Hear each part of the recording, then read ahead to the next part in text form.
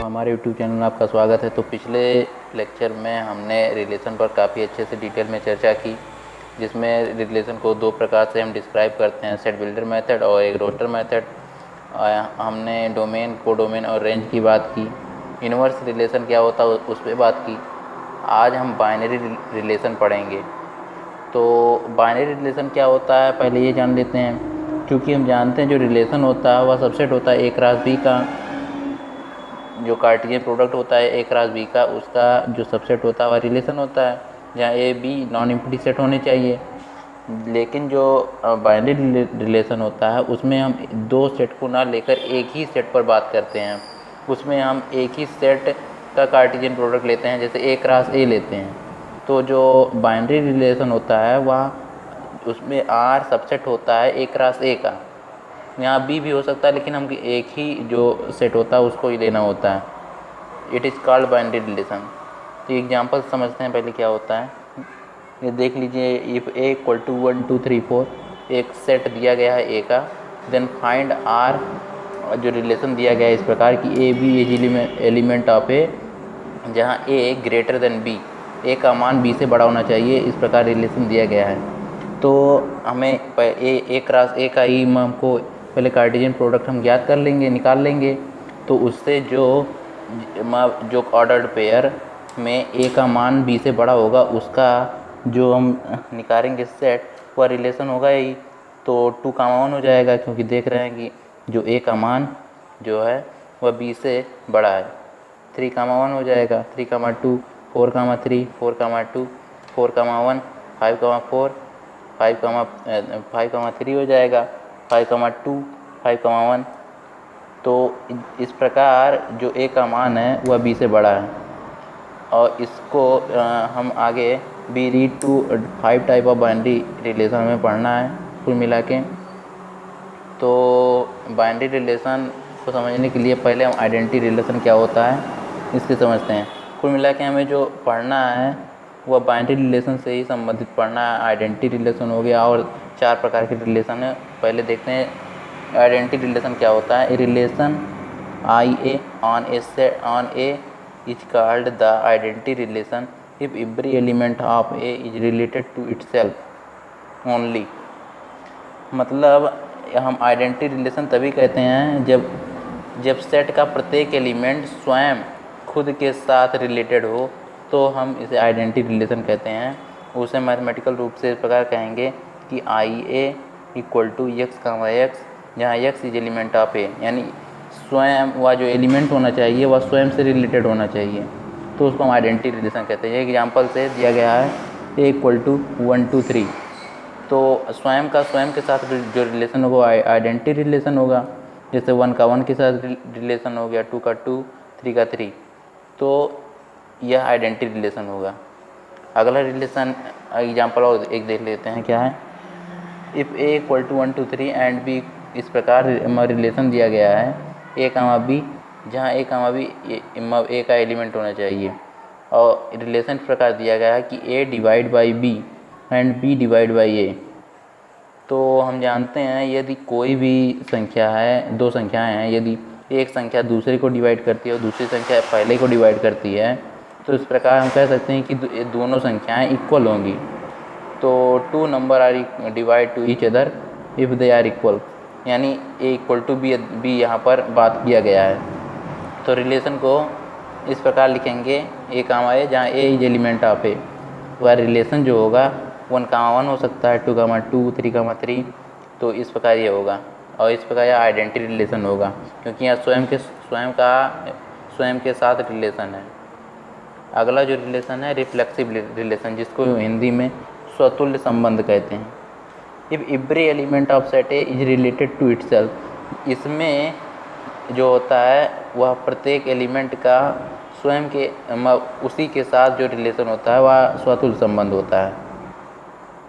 अब आप लोग सोच रहे होंगे स्वतुल्य और तत्समक यानी आइडेंटिटी और रिफ्लेक्सिव में क्या अंतर है। तो उसमें केवल जो स्वयं के साथ स्वयं का संबंध होता है उसको ही लिखा जाता है, लेकिन इसमें यह ज़रूरी नहीं है। इसमें रिलेशन के अन्य जो ऑर्डर्ड पेयर है वो भी शामिल हो सकते हैं। जैसे एग्जांपल से देखते हैं ए इक्वल टू दिया गया है 1 2 3 4, इसको रिलेशन इस प्रकार यहाँ पर दिया गया है 1 2 2 2, यहाँ पर 2 4 भी ले लिया गया है, 3 3 4 1 और 4 4। तो पहले तो हमें यहाँ देखना है कि अब जो यहाँ पर ये जो दिए गए हैं एलिमेंट, उनका जो रिलेशन है स्वयं के साथ है कि नहीं। तो देखिए 1 का 1 के साथ है, 2 का 2 के साथ है, 3 का 3 के साथ है, 4 का 4 के साथ है। तो इस प्रकार हम कह देंगे कि यह रिफ्लेक्सिव रिलेशन है। यहाँ पर देखिए 2 का 4 दिया गया है और 4 का 1, तो इससे यहाँ पर कोई मतलब इसका मतलब यहाँ पर हो सकता है, यहाँ पर रिफ्लेक्सिव में और भी ऑर्डर्ड पेयर लिए जा सकते हैं, लेकिन आइडेंटिटी एलिमेंट में रिलेशन में ये सारे नहीं लिए जा सकते। उसमें केवल द्विक को ही लिया जाता है, जिसको हिंदी में द्विक कहते हैं, द्विक संख्या कहते हैं। यानी 1 1 होना चाहिए, 2 2 होना चाहिए, 3 3 और कोई नहीं हो सकते हैं। तो इस प्रकार यह रिलेशन होगा रिफ्लेक्सिव रिलेशन। अगला है symmetric relation. A relation R on A set is set to be a symmetric relation if A comma B is element of R and B comma A is element of R for all A B is element of A. यानी कोई भी relation symmetric relation तभी होगा जब ए का संबंध B से होगा और बी का संबंध ए से होगा, तो वह रिफ्लेक्सिव कहलाएगा। इसको इस प्रकार से लिखेंगे ए रिलेशन विद बी, यदि बी रिलेशन विद ए, यदि ए रिलेशन विद बी दिया गया है और बी रिलेशन विद ए है, तो हम कहेंगे कि यह सिमेट्रिक रिलेशन है। एक एग्जांपल देख लेते हैं। आर इक्वल टू दिया गया है X Y is element of A and X equal to Y. यहाँ पर ये रिलेशन दिया गया है कि यहाँ पर एक्स बराबर है वाई के, तो इस प्रकार कह सकते हैं x comma y is element of R, जहाँ y comma x is element of R होगा, क्योंकि एक्स इक्वल है वाई के। तो एक्स के स्थान पर वाई लिख सकते हैं, वाई के स्थान पर एक्स लिख सकते हैं, क्योंकि दिया गया है एक्स इक्वल टू वाई। इस प्रकार यह सिमेट्रिक रिलेशन है। एक एग्जांपल और देख लेते हैं। इफ़ ए इक्वल टू 1 2 3 4 दिया गया है एंड रिलेशन आर दिया गया है 1 3 2 4 2 3 3 1, तो देखते हैं कि जो पहला ए का रिलेशन बी से है और बी का रिलेशन ए से है या नहीं। तो it is not symmetric relation, क्योंकि देखिए 1 का 3 से है, 3 का 1 से है, 2 का 4 से है, लेकिन 4 कामा 2 है ही नहीं, तो यह सिमेट्रिक रिलेशन नहीं होगा। यदि ए का बी से तथा बी का ए से होगा तभी हम सिमेट्रिक कहेंगे। सिमेट्रिक का मतलब हम उसको हिंदी में सममित कहते हैं, जैसे मिरर इमेज यदि सेम है तभी हम कहेंगे कि यह सिमेट्रिक है। नोट में हम कह सकते हैं R equal to R inverse यदि है then it is always symmetric relation. एक प्रकार का यह रूल आप कह सकते हैं कि यदि R equal to R inverse है तो वह सिमेट्रिक रिलेशन होगा। अगला है ट्रांजिटिव रिलेशन। इसको हिंदी में संक्रामक संबंध कहते हैं।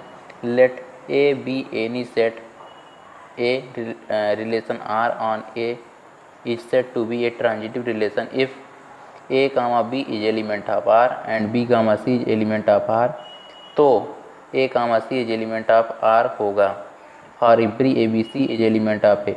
यानी कोई भी ए क्रॉस ए का कार्टेशियन प्रोडक्ट का एलिमेंट है, तो यदि ए का संबंध बी से है और बी का संबंध सी से है तो हम कहेंगे कि ए का संबंध सी से होगा, तो जहाँ ए बी सी ए का एलिमेंट है। इस प्रकार कहेंगे A related with B and B related with C, तो ए रिलेटेड विद सी होगा। एग्जांपल देख लेते हैं। If A equal to 1 2 3 and relation R 1 2 1 3 2 3, क्या यह ट्रांजिटिव है? तो हम देखेंगे क्या 1 का रिलेशन 2 से और 2 का रिलेशन 3 से है, और इस प्रकार 2 दिया गया है, तो क्या 1 का रिलेशन 3 से होगा कि नहीं। यानी हमको देखना है ए का रिलेशन यदि बी से है और बी का रिलेशन सी से है तो क्या ए का रिलेशन सी से है या नहीं। तो हम देख रहे हैं कि 1 का रिलेशन 2 से है, 2 का रिलेशन 3 से है, यहाँ पर ये भी 1 का रिलेशन 3 से है, देखिए 1 का रिलेशन 3 से है। तो इस प्रकार हम कह सकते हैं कि यह ट्रांजिटिव रिलेशन है, या इसको हिंदी में संक्रामक संबंध कहते हैं। अब एक और देखते हैं, the set of parallel line in the plane. अब मान लीजिए 3 लाइन है, L1, L2, L3 is element of L। Line का एक सेट है जिसमें 3 लाइन है।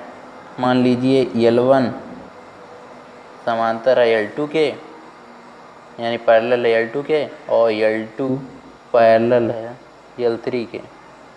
तो हम यदि L1 पैरेलल है L2 के और L2 पैरेलल है L3 के, तो हम कह सकते हैं कि L1 पैरेलल, तो कहेंगे L1 पैरेलल टू L3। तो यह भी ट्रांजिटिव होगा, ट्रांजिटिव रिलेशन।